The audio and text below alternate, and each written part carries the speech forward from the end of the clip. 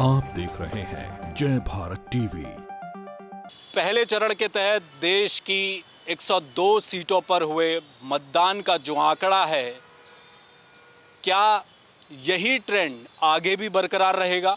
क्योंकि देश के लगभग हर हिस्से में पहले चरण के तहत मतदान हुआ है और वोटिंग परसेंटेज कम हुआ है 5 से 6%। ऐसे में हर कोई ये जानना चाहता है कि जब भी वोटिंग प्रतिशत कम होता है तो उसके मायने क्या हैं। कम वोट पड़ा है तो मौजूदा सत्तारूढ़ दल के लिए नुकसान है या ये विपक्ष के लिए नुकसान है। इस थ्योरी को हर कोई समझना चाहता है।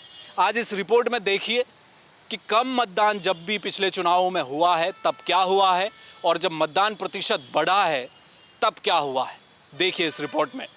लोकसभा चुनाव 2024 के तहत पहले चरण का मतदान हो चुका है, जिसमें 21 राज्यों की 102 सीटों पर वोटिंग हुई और लगभग 83.7% वोट डाले गए।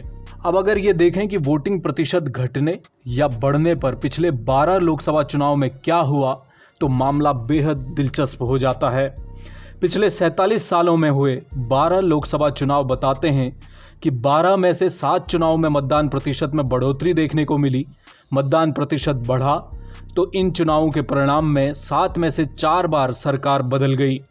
वहीं 3 चुनावों में सरकार नहीं बदली, यानी सत्ताधारी दल को वोट परसेंटेज के बढ़ने का फायदा भी हो सकता है और नुकसान भी हो सकता है, मगर हारने का प्रतिशत ज़्यादा है। साल 1984, 2009 और 2019 के चुनावों में वोट परसेंटेज के बढ़ने का लाभ सत्ताधारी दल को हुआ और उसकी बड़ी बहुमत के साथ वापसी हुई। पिछले 12 में से 5 चुनाव में मतदान प्रतिशत में गिरावट देखने को मिली। जब जब मतदान प्रतिशत में कमी आई, 4 बार सरकार बदल गई। वहीं एक बार सत्ताधारी दल की वापसी हुई।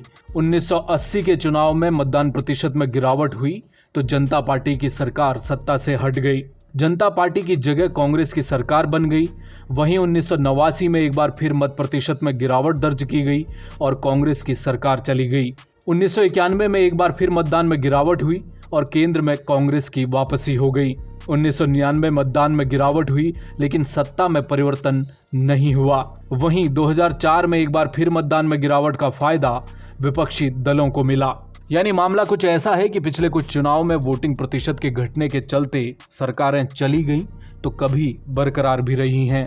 यानी घटता मतदान प्रतिशत पक्ष या विपक्ष किसी के भी पक्ष में झुक सकता है, मगर यहाँ सरकार हटने का प्रतिशत ज़्यादा दिखाई देता है। इन पिछले चुनावों के डाटा को देखें तो बहुत कुछ समझ में आता है और फिर बहुत कुछ ऐसा भी है जो फिर समझ में नहीं आ रहा। यानी कि मामला अभी भी उलझा हुआ है।